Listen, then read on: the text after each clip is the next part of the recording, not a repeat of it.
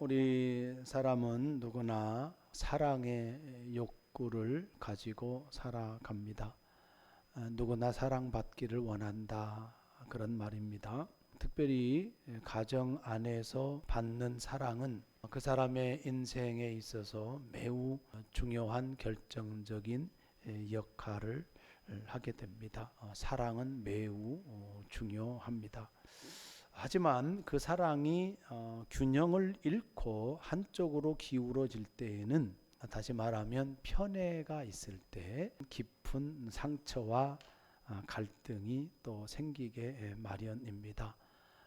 오늘 본문의 말씀이 야곱의 가정 안에서 일어난 편애로 말미암아서 갈등이 생기는 모습을 확인할 수가 있습니다. 17절의 말씀까지 해서 편애가 만드는 상처와 갈등의 이야기를 먼저 말씀을 드리고, 하나님이 주시는 꿈에 관련된 이야기, 일상의 삶에서 순종과 작은 우연의 만남을 통하여서 하나님의 뜻이 이루어지는 그 모습을 세 가지 교훈으로 들을 수 있도록 하겠습니다.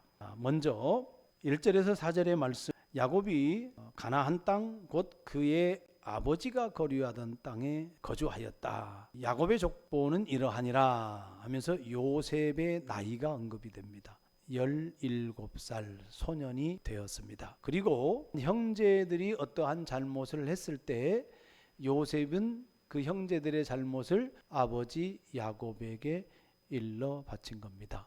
아마도 이 요셉이 굉장히 얄미웠을 겁니다. 그러니까 요셉의 17살 때의 모습이 이렇다는 거예요.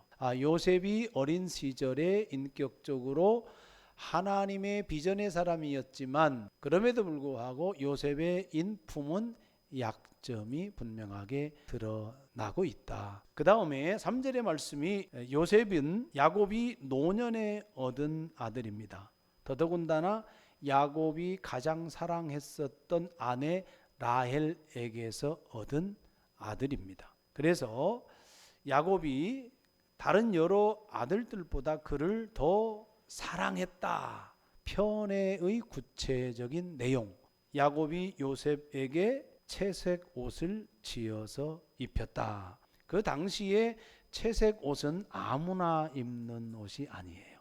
지도자의 권위와 특권을 상징하는 옷입니다. 사실상 야곱의 머릿속에는 요셉을 상속자다, 장자다, 그러한 것을 염두에 둔 편의 사랑이다, 그렇게 평가를 할 수가 있습니다. 특별한 사랑인 거죠. 이 특별한 사랑이 요셉에게는 너무나도 좋고 큰 영광이 되어지지만 형제들에게 있어서는 매우 큰 상처가 되어지는 겁니다. 그래서 아버지의 편애로 말미암아 어떤 결과가 주어졌냐면, 형들이 요셉을 미워하게 되었다라는 겁니다. 야곱을 생각을 해보세요. 야곱의 아버지는 이삭이고 어머니는 리브가예요. 이삭은 에서를 더 사랑했었어요. 남자다웠거든요. 사냥 좋아하고. 리브가 엄마는 야곱을 더 사랑했었어요. 꽤나 여성스러웠던 것 같아요. 그래서 엄마 곁에서 많이 도와주었던 것 같습니다. 야곱을 사랑하는 것이 장자권, 축복권을 받기 위해서 거짓 속임수로 이삭 자기 남편을 속이고 야곱에게 축복하게 하는 거예요. 편애죠. 그로 말미암아 에서가 야곱을 미워하게 되잖아요. 복수하려고 한단 말입니다. 죽이려고 했단 말이에요. 자, 편애로 말미암아 야곱이 경험했던 삶은 그 사랑하는 부모님, 더더욱이 어머니를 뒤로 한 채 밧단 아람으로 떠났어야 돼요. 야곱은 그 이후에 어머니 리브가를 보았다는 기록이 성경에 나와 있지 않아요. 20여 년 이상을 어머니를 보지 못한 채 한 줌의 흙으로 돌아가 버리는 겁니다. 야곱 입장에서 얼마나 고통스러웠겠어요. 편애로 말미암아 형제지간에 겪 겪어야 했던 갈등과 죽이려 하고 도망가는 그 상황, 20년간의 고통의 세월, 누구보다도 이것을 잘 아는 사람이 야곱이에요. 그런데 이러한 경험을 충분히 했음에도 불구하고 그 야곱이 자기 부모님들처럼 편애하고 있다라고 하는 겁니다. 그러니까 상처가 치유되지 않으니까 다시 그 상처가 자녀 때에서 고스란히 드러나고 있는 모습을 보게 되어집니다. 여러분, 가정 안에서 편애는 굉장히 치명적인 결과를 가져올 수도 있습니다. 부모의 말 한마디가 자녀를 살릴 수 있고요, 큰 상처를 줄 수가 있어요. 좀 더 확장시키면 교회 공동체 안에서 목사의 말 한마디가 성도들에게 큰 상처가 될 수도 있고 큰 힘이 될 수도 있고 그래요. 권사님의 말 한마디가, 또 집사님의 말 한마디가 어린 아이들에게 큰 힘과 위로와 격려가 될 수 있지만 다른 한편으로 아픔이 되고 상처가 될 수도 있다 하는 겁니다. 더더군다나 저 친구는 사랑하는 것 같은데 나는 미워하는 것 같아, 이런 마음이 들기 시작하면 상처가 되는 거예요. 그것으로 말미암아 아픔을 경험하게 되고 갈등을, 미움이 있고 시기가 있고 그런 공동체가 되어진단 말입니다. 그래서 여러분, 사랑에도 조화와 균형이 필요합니다. 개인적으로 여러분, 사랑을 한다고 했을 때 훈육이라고 이야기하잖아요. 보호하는 사랑도 있지만 조금의 좌절을 경험하게 하는 사랑도 있어요. 허용하는 사랑도 있지만 통제하는 사랑도 있는 겁니다. 조화가 필요해요. 계속해서 보호하는 사랑은 편애예요. 사랑에 편중되는 것을 과잉보호라 그렇게 이야기합니다. 그런 사람들은 좌절을 배우지 못해요. 좌절을 경험해야 무언가 딛고 일어설 수 있는 힘을 기르는 것인데, 그 힘을 기르기 전에 부모가 다 해줘 버리면 힘을 기를 기회를 제공받지 못하는 거잖아요. 그래서 조화가 필요하다, 균형이 필요하다라고 하는 겁니다. 그래서 사랑을 하되 공평한 사랑을 해야 된다, 이러한 사실을 기억하고 가정에서 적용하고 특별히 교회 공동체 안에서도 균형 있는, 또 평안한 바른 관계 안에 머물러 있는 그런 공동체를 세워가기를 주의 이름으로 축복합니다. 자, 두 번째, 5절에서 11절 말씀에 보면 요셉이 그 형들한테 꿈에 대해서 이야기하는 거예요. 밭에서 곡식단을 묶는데 네 단은 일어서 있고 당신들의 산은 네 단을 둘러서서 절을 하더이다. 그렇잖아도 미워 죽겠는데 너가 우리의 왕이 된단 말이냐. 그로 말미암아서 더욱더 그를 미워했다. 요셉이 참 지혜가 없는 거잖아요. 형들이 자기를 미워하는 걸 몰랐을까요? 17살이면 알았을 겁니다. 그런데 꿈자랑하고 있는 거예요. 형들이 저 교만한 놈, 지가 뭐라고 아버지의 사랑을 받더니 우리를 무시하는 거야, 이런 생각을 충분히 할 수 있는 거죠.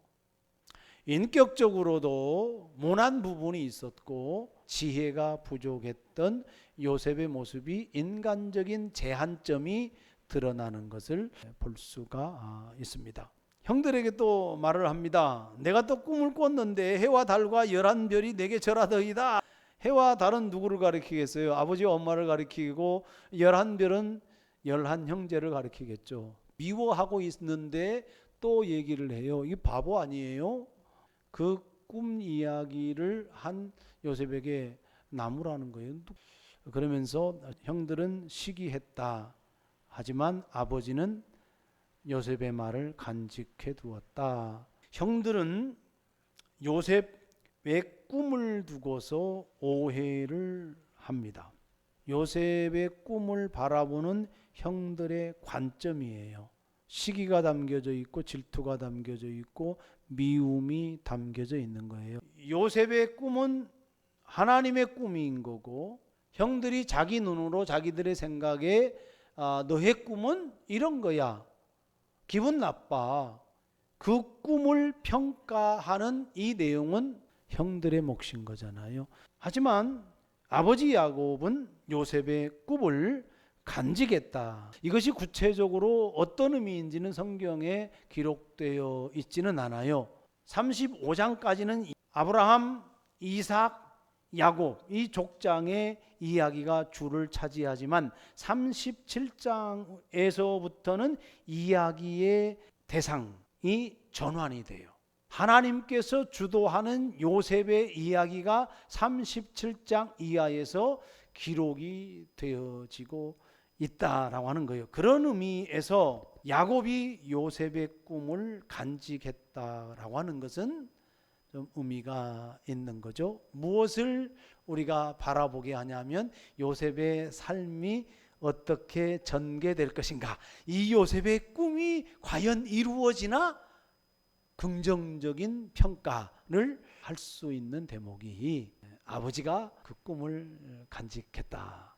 여기서 우리가 얻을 수 있는 교훈, 같은 공동체 안에서 신앙생활을 하면서도 하나님의 꿈, 하나님의 비전을 이야기는 하는데 오해할 수도 있고 요셉의 형들처럼 시기하고 질투할 수도 있다. 그럼에도 불구하고 하나님의 꿈은 하나님의 때에 이루어진다. 미래의 일에 대해서 우리가 알지는 못해요. 우리에게 주어진 하나님의 뜻, 하나님의 계획, 하나님의 비전을 선포해서 나아갑니다. 그래야 할 때에 미래는 아직 안 왔잖아요. 모르는 거예요. 근데 그것이 정확하게 하나님이 주신 꿈이라고 한다면 하나님의 때에 반드시 이룬다라고 하는 사실인 거예요. 인간의 오해가 있고 핍박이 따르고 어떤 고난이 따른다 할지라도 하나님의 비전은 이루어진다. 생각해야 될 또 하나의 교훈은 뭐냐면 그 하나님의 꿈은 요셉의 개인의 욕망이 아니다라는 겁니다. 하나님의 나라를 위한 거죠. 하나님은 요셉에게 꿈을 주심을 통하여서 애굽으로 피난을 가게 되고 애굽에서 민족을 이루는 거대한 하나님의 꿈이 애굽에서 이루어지는 거예요. 약 430여 년 동안에. 그것을 요셉이 상상을 했겠어요? 요셉의 형제들이 상상했겠어요? 그 아버지 야곱이 상상을 했겠어요? 모르는 거죠. 하나님만이 아시는 거죠. 그것은 하나님께서 계획하신 하나님의 목적인 거예요. 요셉의 욕망을 채우고 이스라엘의 욕망을 채우기 위함이 아니다라는 겁니다. 그러므로 우리가 하나님의 꿈을 이야기할 때 내 욕망, 내 욕구를 채우기 위한 꿈, 그것은 하나님의 뜻이 아니다. 그것은 하나님의 계획이 아니다라고 하는 것을 분명하게 선을 그어야 합니다. 하나님의 말씀에 근거한 것이어야 되고 또 하나님의 뜻에 근거한 것이어야 되고 하나님의 계획을 성취해 가는 것이어야 된다. 어젯밤에 난민들 선교하는 선교사님하고 교제를 나누었습니다. 그분이 그 선교를 하는데 약 25년이 된 거예요. 기초를 닦고 그들과 함께 하면서 어느 정도 안정이 되었어요. 안정이 되면 소유의 욕이 강하거든요. 그래서 선교지를 후손들에게 아니면 가까운 지인에게 대물림하는 경우도 있습니다. 아들에게 물려주는 그런 세습하는 교회가 많잖아요. 선교지에서도 그러한 것들이 많아요. 근데 그분이 내 사명이 여기에서 마무리되면 나는 또 순교의 신앙으로 그 어딘가에 갈 바를 알지 못하지만 하나님이 가라고 하는 곳으로 나는 가야 하는 것이 맞습니다. 지금 하나님께서 찾으시는 신앙은 순교 신앙입니다. 그 고백을 하더라고요. 근데 그것을 실제로 실천을 하더라고요. 철저하게 하나님의 비전을 따라 하나님의 계획에 따라 하나님의 인도하심에 따라서 자기의 시간을 들이고 열정을 들이고 물질을 들이고 지금은 네바논에 있지만 이집트가 됐든 캐나다가 됐든 미국이 됐든 그 어느 곳이 됐든 나는 가겠습니다. 그런 고백을 들었습니다. 철저하게 하나님께서 말씀하시고 하나님의 뜻에 따른 철저한 신앙적인 기초 위에 자기의 삶을 맡기는 그 선교사님의 고백. 그것이 하나님의 꿈, 하나님의 비전에 헌신한 사람이다. 자기 욕심이 아니라 오직 하나님의 꿈을 위하여 그렇게 헌신하는 모습. 너무나도 보기 아름답고 그것이 생명의 길이다.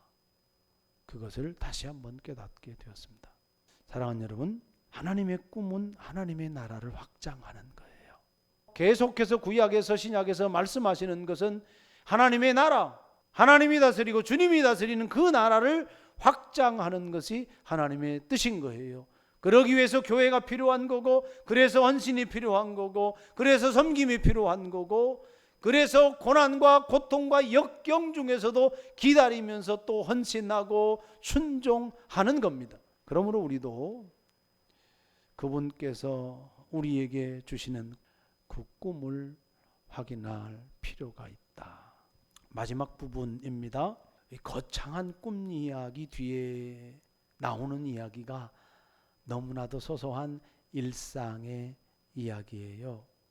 형들이 세겜에 가서 양을 치고 있어요. 야곱이 형들에게 가서 양을 잘 치고 있는지 안전한지 먹고 잘 있는지 안부를 한번 확인하고 그렇게 돌아와라. 그러자 요셉은 내가 그리하겠나이다. 그렇게 순종하겠습니다. 라고 고백을 하고 세겜으로 떠납니다.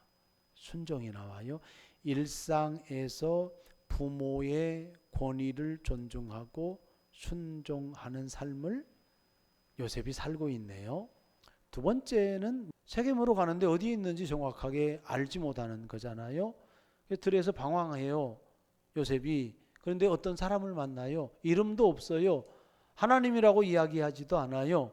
그냥 어떤 사람이라고 나옵니다. 그러면 이 사람이 계획된 만남이냐? 그것도 아니잖아요. 우연한 만남이에요. 우연하게 만난 사람이 이미 누구를 만났어요? 형들을 만났고 형들에게서 도단으로 간다라고 하는 것을 이미 듣고 있었던 거예요. 이 만남을 어떻게 설명해야 되죠? 이름도 모르죠? 한 번도 본 적도 없죠? 그냥 어떤 사람이에요? 길 가다가 만난 사람이에요. 그런데 그가 형들이 어디로 갔는지를 알고 있고 가르쳐 줘요. 그리고 그 가르침대로 요셉은 그곳으로 가서 형들을 만나게 되어집니다. 하나님께서 직접 나타나시지 않지만 하나님은 어떤 사람 혹은 어떤 상황을 통해서 하나님의 뜻을 이루어 가시는 분이다. 요셉이 야곱의 말에 순종함을 통하여서 하나님의 계획에 참여하는, 하나님의 계획에 속하게 되는 그 원인이 되는 거잖아요. 물론 고난의 길입니다. 그런데 그 순종을 통하여서 하나님은 하나님의 계획 속으로 요셉을 이끄는 거잖아요. 여러분의 순종을 통해서, 우리의 순종을 통해서 하나님은 우리가 알지 못하는 하나님의 계획, 하나님의 뜻 속으로 우리를 이끌어 주시는 분이다. 우연한 작은 만남, 그 만남을 통하여서 하나님은 하나님의 계획을 이루어 가시는 분이시다. 우리가 보기에는 우연한 만남이지만 하나님 입장에서는 필연인 거잖아요. 우리는 알지 못하기 때문에 우연히 만났어. 우연히 어떻게 그 사람을 만나가지고, 그런데 우연히 그 사람이 형들이 간 곳을 아는 거야. 참 이게 놀라운 일 아니야? 근데 우연이야 그게. 그런데 하나님 입장에서는 예비하신 거잖아요. 하나님 입장에서는 필히 만나게 해 주셨어야 되는 거예요. 하나님의 눈으로 보면 이것은 하나님의 섭리인 거잖아요.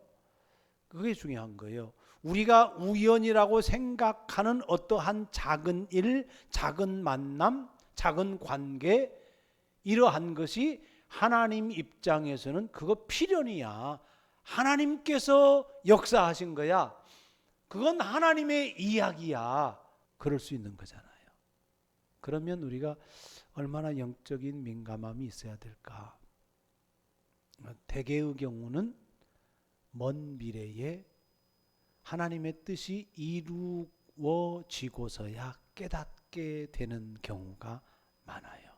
우연으로 지나쳐 버리지 말고 민감하게 반응하고 그 속에서 하나님의 뜻을 구하고 그 속에서 하나님께 간구하고 기다리는 신앙, 그것이 필요하다는 것을 말씀하고 있는 겁니다. 말씀을 맺습니다. 편애는 갈등과 상처의 삶을 살게 합니다. 그러므로 사랑에도 조화가 필요하고 균형이 필요하고 각 사람을 존중해야 되고 공평해야 된다 하는 말씀. 그리고 하나님이 주시는 꿈을 오해할 수 있고 그래서 미움의 대상이 되고 시기의 대상이 될 수 있지만 하나님의 꿈은 반드시 이루어진다라고 하는 사실을 우리가 기억하고 하나님의 꿈은 인간의 욕망을 채우기 위한 것이 아니라 하나님의 계획, 하나님의 뜻을 이루기 위한 것임을, 그래서 하나님의 말씀에 기초하고 하나님의 뜻에 근거한다라고 하는 사실을 우리가 꼭 기억을 해야 됩니다. 일상의 삶에서 순종은 하나님의 계획 속으로 들어가는 거다라고 하는 신앙을 갖기를 원하고 그 가운데서 아주 작은 우연의 만남과 아주 작은 우연의 상황은 하나님의 계획을 이루기 위한 하나님의 섭리, 하나님의 필연적인 이야기일 수 있음을 기억하고 그것을 붙잡고 기도하고 은혜를 구하고 기다리는 신앙이 필요하다. 이러한 믿음 가운데 하나님의 복된 뜻을 이루어가는 또 도구로 사용되어지는 우리 성도 되기를 주의 이름으로 축복합니다.